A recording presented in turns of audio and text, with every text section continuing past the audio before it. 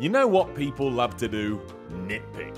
Don't get me wrong, I do it too. As soon as you think you've spotted something in a movie that needs to be exposed to the world, you get on your high horse and ride off into the sunset telling everyone you can. Sometimes, however, you need to climb down from your steed and have a think about what you've done. Just because you think you've exposed the truth doesn't always mean you have, and on occasion a film actually has a pretty good comeback, making you look stupid. I'm Simon from What Culture. This is 8 famous movie plot holes with shockingly simple solutions. Number 8. Batman Begins. The plot hole comes at your face thusly. Ra's al Ghul has a microwave emitter that will vaporize Gotham's water supply. Now, while no one in the movie cares, shouldn't we all be concerned given that the human body is composed of like 75% water? Meaning we're all gonna die? Well, no, not really, because the microwave emitter isn't real and its inner workings are never revealed to us during the film, so you can kind of just decide how it operates on your own. Given Ra's stole it from Wayne Enterprises, it probably means it hasn't been designed to kill humans either. It's not the Wayne way. Ultimately, you just have to assume that the emitter has been designed so it doesn't screw with the human body. Otherwise, you have to start scrutinizing every little piece of tech in the film. Like a batarang.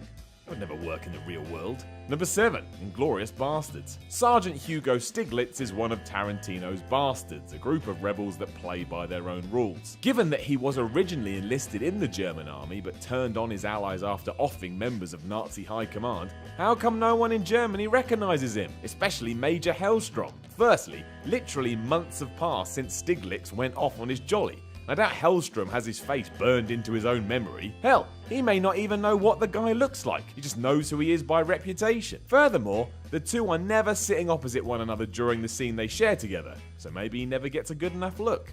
Number 6. Star Wars Episode 5, The Empire Strikes Back. If we're taking The Empire Strikes Back at face value, Luke Skywalker somehow trains to become a Jedi with Master Yoda in the same time it takes Han Solo and his band of idiots to evade an asteroid field and get to Bespin. Now I know Skywalker is good, but he's not that good.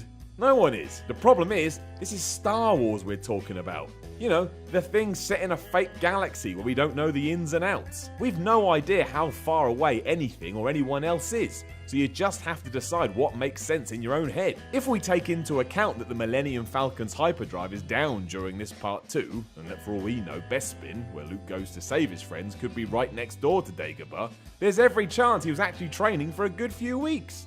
Just don't know.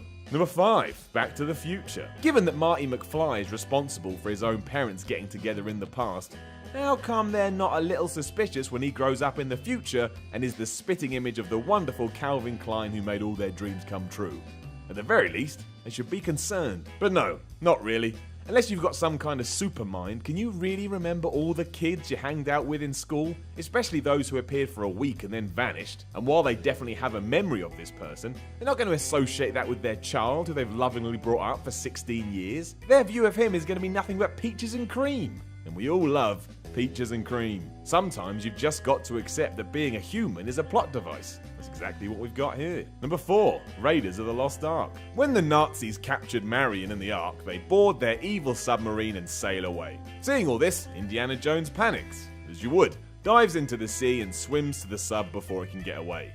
But he can't get inside it. The door would be locked. So how the hell did he survive? The answer is actually quite simple. When a submarine dives, its speed is greatly reduced, meaning if you're in a hurry, don't submerge your ship. Given that the Nazis most definitely are in a rush, there's every chance they never went underwater, allowing Indy to just hold on for the entire trip. And this is Indiana Jones too, so the man can do anything he wants. It's perfectly plausible, even though the trip would have taken about 50 hours. But don't worry about that. Number 3. The Shawshank Redemption. One of the best movies of all time, there is one looming question that needs to be answered. Andy Dufresne escapes his prison cell by climbing through a tunnel he dug in the wall. A poster hides this hole, and yet when the warden discovers it, said poster is perfectly pinned up. And how the hell is that the case if Andy had to pull it down and climb through? What did he do? Turn around and pin it back up? No, dingus. Who's to say that it's not just attached by its top 2 corners and gravity is just doing its thing? Dufresne could have just lifted the bottom up, climbed into his makeshift escape route, and let the poster gracefully fall back into its hanging up position. And yes, that's still true even though the warden throws a chess piece through it. We're in a prison! I don't think it's held up by blue tack. Number 2. The Matrix. The Matrix tells us that humans live inside a program that's created by robots. Sounds like a plot a child would write. But either way, we're not in control. These sentient beings are. If that's the case then, and they're in charge, why is it set in a world with a load of technology that allows humans to wake up? Plonk them in the Ice Age. Then they ain't got no tech to do nothing. I don't even need to justify this one because the movie explains it. Tries to anyway, but you know, the Matrix. When the AI took over, humanity was at a point that resembled the present, or 1999 in this case. So it's here that humans are wired to live with it.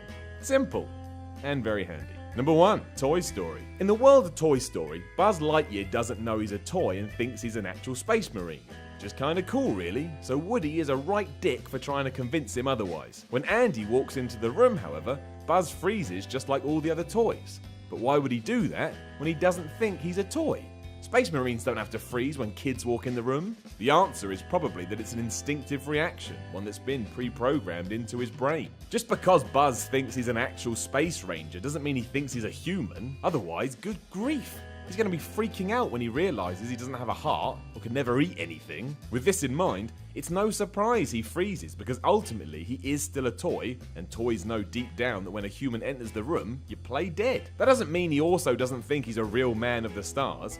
Maybe he just thinks Andy is an enemy, so he's going into stealth mode. The bottom line is, stop being so damn picky. Know of any other plot holes that can be explained? Let us know in the comments below, and then don't forget to like, share, and subscribe. You can even follow me on Twitter at SimonMiller316. I'm Simon from What Culture, and I'll chat to you again soon.